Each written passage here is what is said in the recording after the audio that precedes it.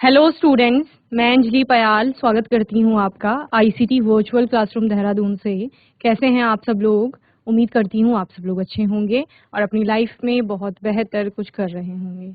आज हम बात कर रहे हैं क्लास 9th के साइंस की, और जैसा कि आप लोग जानते हैं लैब का सेशन है आप लोगों का, तो हम प्रैक्टिकल यहाँ पर देखेंगे कि प्रैक्टिकल जो लास्ट सेशन में आप देख रहे थे कि आपको क्या करना है, बताना है कि केमिकल रिएक्शन में केमिकल चेंज है या फिजिकल चेंज है, उसके बारे में हम लोग बात कर रहे हैं। और अलग अलग केमिकल रिएक्शंस और केमिकल चेंजेस पर आप लोग यहाँ पर बात कर रहे थे, तो उसी को आज आगे कंटिन्यू करते हैं और आइए चलते हैं स्मार्ट बोर्ड की। चलिए, तो लास्ट सेशन में हमने ऑब्जेक्टिव देखा था, to carry out the following reactions and classify them as physical और chemical changes, burning of magnesium in air, sodium sulfate with barium chloride in the form of their solutions in water, iron nail with copper sulfate solution in water, zinc with dilute sulfuric acid, heating of copper sulfate। ठीक है, तो ये सारे ये आपका objective था, यानी कि आपको यहाँ पर अलग अलग केमिकल रिएक्शंस दी गई हैं, उनमें से आपको बताना था फिजिकल और केमिकल चेंज में कौन कौन सी आएंगी आपकी। ठीक है, तो प्रोसीजर हम लोग देख रहे थे, जो कि क्योंकि पहला आपका है burning of magnesium in air. Magnesium को आपने वायु की उपस्थिति में जलाना है, उसका दहन करना है और फिर देखना है कि क्या होता है। ओके, सो मटेरियल्स रिक्वायर्ड आपने देखे थे, रेड लिटमस पेपर चाहिए, मैग्नीशियम रिबन आपको चाहिए, china dish, sandpaper, pair of tong और बंसन बर्नर। ये सारी आपकी रिक्वायरमेंट है, ये 6 चीजें आपको चाहिए होंगी। करना क्या है आपको, सबसे पहले take a piece of magnesium ribbon and rub it with sand paper to remove dirt from its surface. सबसे पहले आप यहाँ पर जो ये मैग्नीशियम रिबन है इसका एक पीस ले लेंगे और फिर उसको क्या करेंगे, इस सैंड पेपर की हेल्प से रब करेंगे और उसमें जितनी भी डस्ट डर्ट जो भी गंदगी है उसको साफ करने का प्रयास करेंगे। आप इसको साफ करेंगे तो आपको क्या दिखाई देगा, इट लुक्स सिल्वरी वाइट, ये आपको चांदी के समान सफेद दिखाई देगा। और इन्फरेंस में आप क्या लिखेंगे कि मैग्नीशियम मेटल का रंग जो होता है वो कैसा होता है, सिल्वरी वाइट कलर का होता है। Okay, colour of magnesium metal is silvery white. Clear? Then second, अब आप क्या करोगे, hold the magnesium ribbon with the help of a pair of tongs, light the magnesium and collect the ash of burnt ribbon in a china dish। अब आप क्या करेंगे, ये जो पेयर ऑफ टोंग्स है आपके पास, इससे आप इस मैग्नीशियम रिबन को जो आपने साफ कर लिया है उसको पकड़ेंगे और फिर आप उसको जलाएंगे। जलाने पर सफेद कलर की राख बनेगी जिसको आप इस चाइना डिश में कलेक्ट करेंगे। ओके, इट बर्न्स, अब आप क्या देखते हैं क्या होता है, it burns brilliantly and a white ash is left behind. Okay, ये आपका जलता है और जलने पर एक चमकदार चमक उत्पन्न करता है और वाइट कलर की राख यानी सफेद रंग की राख भी वहां पर बनती है। ओके, मैग्नीशियम इन्फ्रेंस में लिखेंगे, magnesium burns in air to form magnesium oxide. Okay, magnesium आपका वायु की उपस्थिति में जलता है और मैग्नीशियम का ऑक्साइड बनाता है। नाउ अब आप करेंगे, take a moist red litmus paper and bring it in contact with the white ash of magnesium oxide. अब आप क्या करेंगे, जो राख आपके पास आई है ना सफेद रंग की, उसको एक नम लिटमस पत्र के पास ले जाएंगे। कैसा लिटमस पत्र, लाल रंग का लिटमस पत्र, लाल रंग का आप लिटमस पेपर लेंगे एक, उसके पास उसको थोड़ा मॉइस्ट यानी गीला कर लेंगे और उसके पास वो सफेद रंग की मैग्नीशियम ऑक्साइड की जो राख है वो लेके जाएंगे और फिर क्या दिखाई देगा आपको, red litmus turns into blue. लाल रंग का जो लिटमस पेपर है वो नीला हो गया है, तो इससे क्या समझ आता है, magnesium oxide is basic in nature, यानी मैग्नीशियम ऑक्साइड की जो प्रकृति है वो कैसी है, क्षारीय प्रकृति है। इन्फरेंस में आपने क्या लिखा, magnesium is a silvery white metal दस burns in air and utilizes atmospheric oxygen from air to form magnesium oxide। क्या हो रहा है, मैग्नीशियम आपका एक सिल्वरी व्हाइट कलर का मेटल है जो वायु की उपस्थिति में जल रहा है और वायु में जितना भी आपका एटमॉस्फेयर में वायुमंडल में जो भी आपका ऑक्सीजन विद्यमान है उसके साथ अभिक्रिया करके मैग्नीशियम ऑक्साइड बना रहा है। ओके, रिएक्शन भी यहाँ पर दी गई है, 2Mg + O2 gives 2MgO। Okay, जहां पर मैग्नीशियम आपकी सॉलिड थी आपने अभी देखा, और जो बनने वाला मैग्नीशियम ऑक्साइड है वो भी आपका क्या है, सॉलिड है। Magnesium oxide changes the color of red litmus paper to blue। This reaction shows that magnesium oxide is basic in nature। Okay, क्या कहा गया है, आपने देखा कि मैग्नीशियम ऑक्साइड जो है वो लाल लिटमस को नीला कर रहा है, यानी इसकी कैसी प्रकृति है, क्षारीय प्रकृति है। Then the formation of magnesium oxide is a direct combination reaction of two elements, magnesium and oxygen. Magnesium oxide is entirely different from the reactants magnesium and oxygen. So this reaction is a chemical reaction. Okay? क्या कहा गया है यहाँ पर? आप देख रहे हैं कि मैग्नीशियम ऑक्साइड का बनना एक डायरेक्ट कॉम्बिनेशन रिएक्शन है, यानी कि संयोजन अभिक्रिया है. ओके और जहां पर क्या हो रहा है, मैग्नीशियम और ऑक्सीजन दो तत्व आपस में जुड़ रहे हैं और मैग्नीशियम ऑक्साइड बना रहे हैं. जहां पर आप देखते हैं कि मैग्नीशियम और ऑक्सीजन की जो प्रॉपर्टीज थी वो कुछ और थी और मैग्नीशियम ऑक्साइड की कुछ और प्रॉपर्टीज है. तो यानी एंटायरली डिफरेंट प्रोडक्ट एक फॉर्म हुआ है आपका. तो आप क्या कहेंगे, ये रिएक्शन किस में आएगी आपकी, क्योंकि नया प्रोडक्ट या नया पदार्थ आपका बन रहा है, न्यू सब्सटेंस बन रहा है मैग्नीशियम ऑक्साइड जिसे आप कह रहे हैं. तो ये केमिकल चेंज के अंतर्गत आएगा. तो ये रिएक्शन कौन से टाइप की होगी, यानी मैग्नीशियम से मैग्नीशियम ऑक्साइड का बनना केमिकल रिएक्शन है और केमिकल चेंज इसे कहा जाएगा. प्रिकॉशंस आपको क्या क्या लेने हैं यहाँ पर. पहला, the surface of magnesium ribbon should be properly cleaned with sand paper. सबसे पहला स्टेप जो आपने किया था, जहां पर आप मैग्नीशियम रिबन को सैंड पेपर से साफ कर रहे थे, तो उसको प्रॉपरली आपको क्लीन करना है. इसके अलावा the white ash of magnesium oxide should not be touch. जो मैग्नीशियम ऑक्साइड बनेगा उसको आप हाथों से टच नहीं करेंगे. Magnesium ribbon should be held by a pair of tongs while burning it. जब भी मैग्नीशियम रिबन को जलाओ, यानी मैग्नीशियम मेटल को आप जला रहे हैं, तो आप उसको टोंग की सहायता से पकड़ेंगे. It is better to use sunglasses to protect eyes from dazzling light of burning magnesium ribbon. तो जब मैग्नीशियम रिबन जलेगी ना तो उससे डेजलिंग लाइट प्रोड्यूस होगी, तो वो आंखों को नुकसान पहुंचा सकता है. इसलिए ये बेहतर रहेगा कि आप क्या करेंगे, वहां पर सनग्लासेस या जो आपके सेफ्टी ग्लासेस हैं वो आप वेयर कर सकते हैं. ओके तो इतना ही आपका पहला जो इसमें पार्ट है, जिसमें आपने कहा कि burning of magnesium is air. ये क्या है, इन एयर, ये क्या है आपका एक केमिकल चेंज है. ये आपका पूरा रिजल्ट आ गया है. अब हम इसमें एनिमेटेड वीडियो देखते हैं कि आप किस प्रकार से इस प्रैक्टिकल को करेंगे.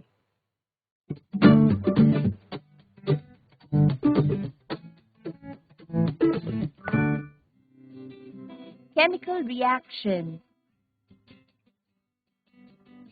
Burning of magnesium in air. We will require a small piece of magnesium ribbon, sandpaper, tongs, china dish, red litmus paper and Bunsen burner. Take the magnesium ribbon and rub it with the sandpaper so it looks silvery white. Hold the magnesium ribbon with a pair of tongs. Light the magnesium ribbon. It burns brilliantly and a white ash is left behind. Collect the ash of the burnt ribbon in a china dish and label it as magnesium oxide. Magnesium burns in air to form magnesium oxide, MgO.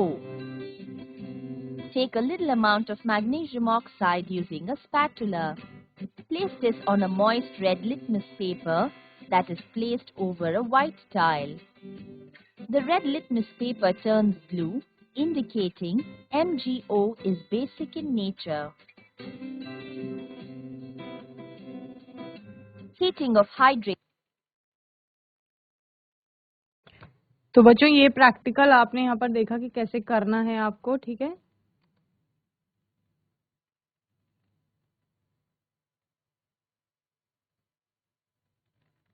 समझ लीजिए.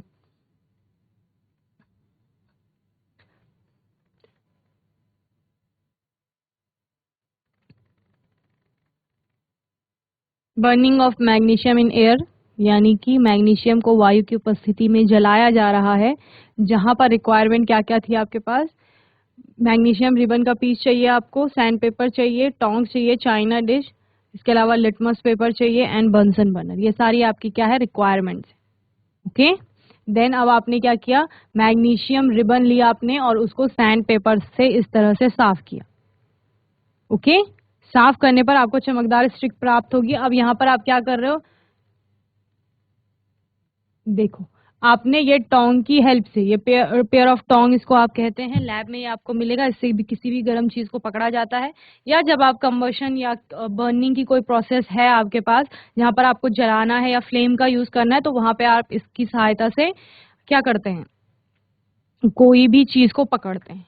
जैसे kitchen में होता है ना, आपके kitchen में भी टोंग होती है जिससे गर्म चीज को पकड़ा जाता है, तो उसी प्रकार की टोंग आपको केमिस्ट्री की लैब में भी मिलेगी।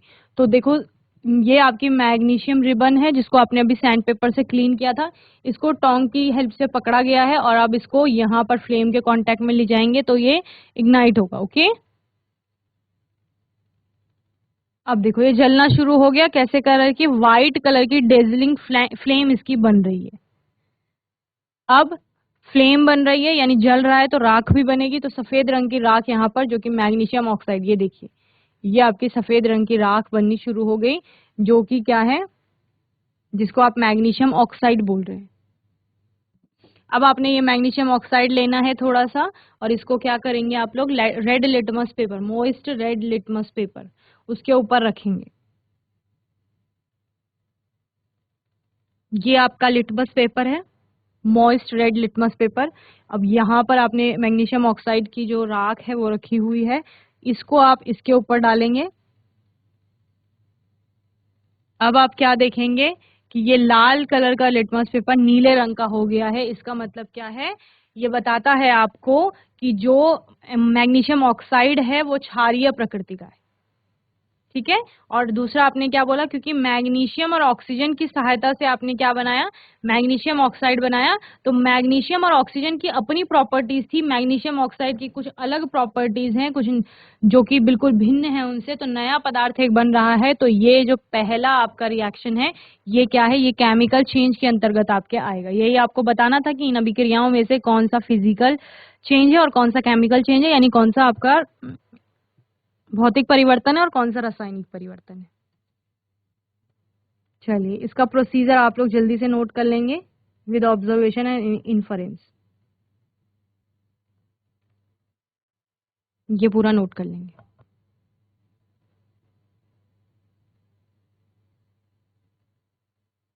चलिए सेकंड रिएक्शन की बात करते हैं। सेकंड रिएक्शन क्या है आपका, reaction of iron nail with copper sulphate solution in water.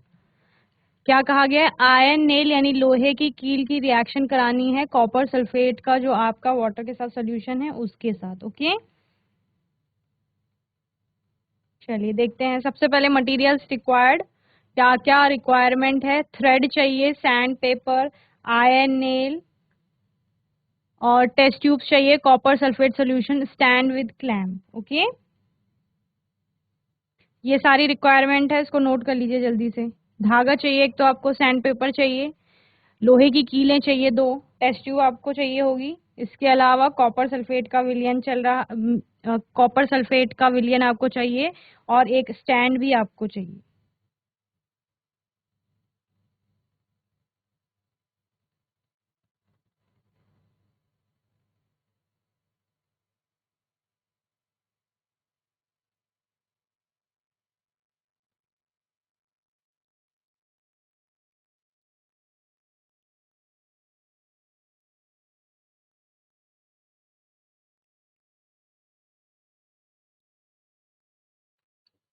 Lab procedure की बात करते हैं। क्या करेंगे आप लोग, clean 2 iron nails of sufficient size bye rubbing with sand paper so that their colour appears Girish. क्या करेंगे आप, सैंड पेपर जो आप ये ले रहे हैं, इसकी सहायता से आप लोहे की कीलों को साफ करेंगे, ताकि इतना साफ करेंगे कि उनका जो कलर है, ग्रेइश कलर, नेचुरल कलर है जो उनका, वो आपको दिखाई दे। ओके, तो आपने, सिंपल सी बात है, लोहे की कीलें हैं आपके पास, उनको आप साफ कर लेंगे सैंड पेपर की सहायता से, बस अच्छे से क्लीन कर लेंगे तो आपको ग्रे कलर दिखाई देगा उनका। Then take sufficient quantity of copper sulfate solution in 2 test tubes and fix 1 test tube in each stand. अब आपने क्या करना है, take sufficient quantity of copper sulphate solution, copper sulphate solution का आप उचित मात्रा ले लेंगे दोनों टेस्ट ट्यूब में, और इनको स्टैंड पर फिक्स कर देंगे आप लोग। Now tie 1 iron nail with a thread and hang it in 1 test tube so that it is completely immersed in copper sulfate solution tie the other end of the thread with the stud. अब आपने क्या करना है, लोहे की कील पर धागा बांधना है और उस एक लोहे की कील को आपने एक टेस्ट ट्यूब में डालना है। इस तरह से डालना है कि लोहे की पूरी कील उस टेस्ट ट्यूब में और उसमें कॉपर सल्फेट के सोल्यूशन में पूरी तरीके से डूब जाए। और उस धागे को आप कहाँ बांध लेंगे, स्टैंड से बांध लेंगे। Now keep the other nail in a petri dish for comparison after the experiment. जो दूसरी कील है आपकी उसको आप पेट्री डिश में रख लेंगे ताकि आपका जब प्रैक्टिकल हो जाए तो आप दोनों कीलों में क्या डिफरेंस आया है उसको कंपेयर कर पाएंगे, क्या भिन्नता आपको दिखाई दे रही है उसकी तुलना कर पाए। तो उस कील को आप साइड रख लेंगे। अब क्या करेंगे, keep the two test tubes undisturb for about 15 minute. 15 minute तक उन टेस्ट ट्यूब्स को आप ऐसे ही रखेंगे, हिलाएंगे नहीं। After 15 minute remove the iron nail immersed in copper sulphate solution and put it in the petri dish. अब आप क्या करना है, आपको 15 मिनट के बाद आप जो लोहे की कील आपने कॉपर सल्फेट के सोल्यूशन में डुबोई है उसको बाहर निकाल लेना है और पेट्री डिश में रखना है। अब पेट्री डिश में आपकी ऑलरेडी पहले वाली कील थी जिसको आपने कुछ नहीं किया था, जिसको आपने सिर्फ सैंड पेपर से क्लीन किया था। अब आपको क्या दिखाई देता है, ऑब्जर्वेशन क्या है, there is a brown coating on the iron nail which was dipped in the copper sulfate solution, whereas the iron nail placed in petri dish shows grayish color of iron। प्रेक्षण में आपको क्या दिखता है कि लोहे की वो कील जिसको कॉपर सल्फेट के विलयन में डुबोया गया था उसका ग्रे कलर ब्राउन में कन्वर्ट हो गया, यानी उसका रंग अब कैसा हो गया, भूरे रंग का हो गया है। जबकि जो आपकी पहले से पेट्री डिश में पड़ी हुई कील है उसका रंग ग्रे ही है। और the color of the copper sulfate solution in which the iron nail was dipped turns light greenish, whereas the solution of copper sulfate in the other test tube does not change। Copper sulphate का जो पहले colour था वो blue colour का था, light blue colour का, नीले रंग का आपको विलियन दिखेगा उसका। लेकिन जब उसमें लोहे की कील को डाला जाता है तो उसका विलियन हल्के हरे रंग का हो जाता है। ओके, तो आपको दोनों विलियनों के कलर में भी डिफरेंस देखने को मिलेगा। अब इनफरेंस में आपके क्या क्या आएगा, the brown coating on the iron nail shows that copper is deposited on the iron nail by displacing iron. हुआ क्या, यहाँ पर कॉपर सल्फेट के सोल्यूशन में जब आयन को डाला गया, विस्थापन अभिक्रिया है ये एक प्रकार की, जहां पर आपने लोहे को कॉपर सल्फेट के विलयन में डाला तो लोहे ने क्या किया, कॉपर को विस्थापित कर दिया। तो वो कॉपर कहाँ गई, विस्थापित होके लोहे की कील पर लग जाती है। तो वो जो ब्राउन रंग है, भूरा रंग है, वो लोहे की कील पर तांबे का है। और जो लोहे की कील में लोहा था वो कहाँ आ गया, वो विलयन में आ गया है, जिसके कारण से उसका रंग हरा हो गया। Okay, the greenish color of the solution in test tube shows that Fe2 plus ions are present in the solution। ये मैंने आपको बताया कि आयन कहाँ गया, आयरन का जो आयन है वो कहाँ आ गया है, सोल्यूशन में, उस विलियन में आ गया है, इसकी वजह से उसका हरा रंग हो गया है।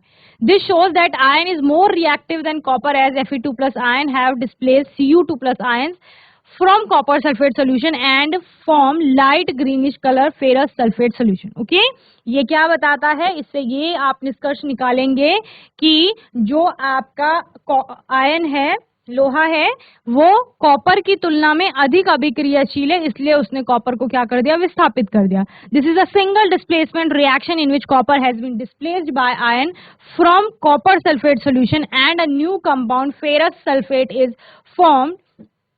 सो this reaction is a chemical change.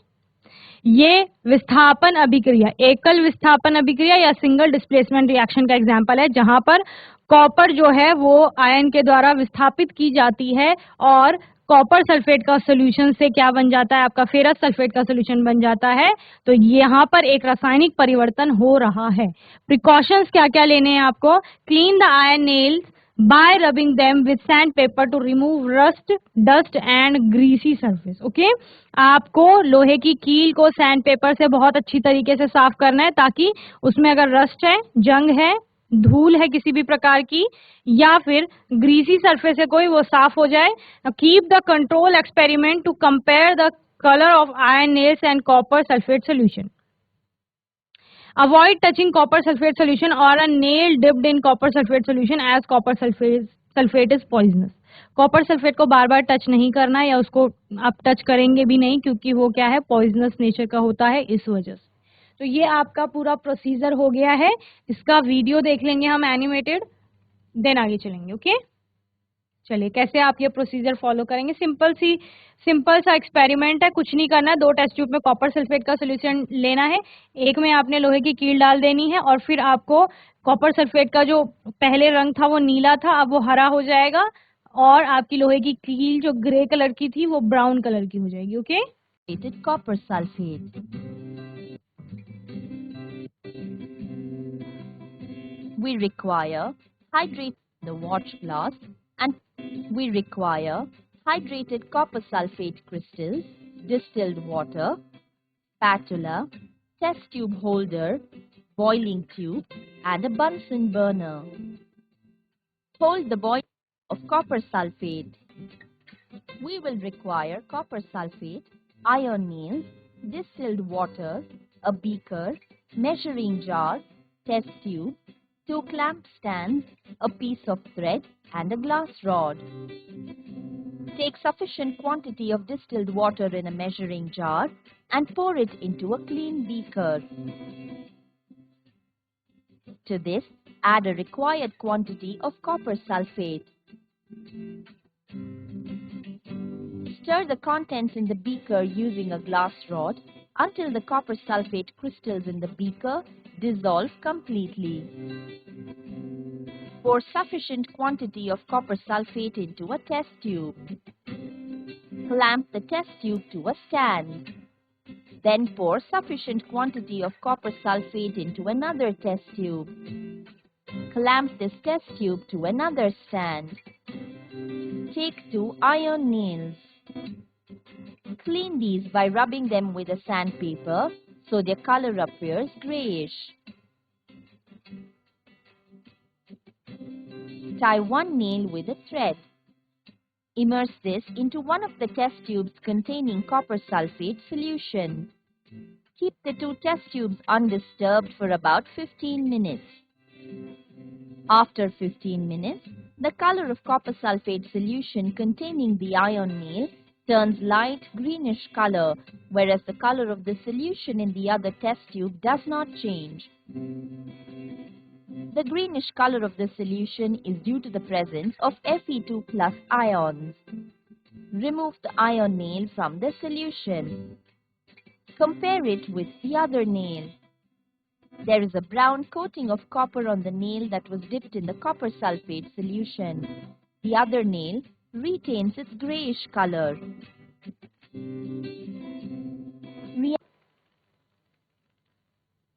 तो इस प्रकार से यहाँ पर आपने पूरा प्रैक्टिकल देखा कि कैसे आप लोग इसको करेंगे। सिंपल सा एक्सपेरिमेंट है, ज़्यादा कुछ नहीं है इसमें भी। तो ये भी आपका किस में आ रहा है, केमिकल चेंज में आ रहा है। ओके, नेक्स्ट है आपका heating of copper sulphate. Copper sulphate को आपको हीट करना है, इसके बारे में भी हम लोग देखेंगे कि कैसे आप इस प्रोसेस को करेंगे और आपका जो कंक्लूजन है या रिजल्ट है वो क्या आता है। तो बच्चों, मैं उम्मीद करती हूँ आज के सेशन में जो प्रैक्टिकल हमने यहाँ पर देखे वो आपको समझ में आए होंगे। 2 रिएक्शंस हमने यहाँ पर देखी और दोनों ही आपके केमिकल चेंज में आई। दोनों के लिए हमने एनिमेटेड वीडियो देखा और प्रोसीजर देखा। इसी प्रोसीजर को आपने अपनी लैब में भी परफॉर्म करना है और उसके बाद आप बताएंगे कि क्या आपका रिजल्ट आया है। ओके, तब तक के लिए आपको अच्छे से यहाँ तक रिवाइज करना है और कोई डाउट होगा, कोई क्वेश्चन होगा तो आप आने वाले सेशन में पूछ लेंगे। ओके, बाकी आईसीटी वर्चुअल क्लासरूम से जुड़ने के लिए धन्यवाद।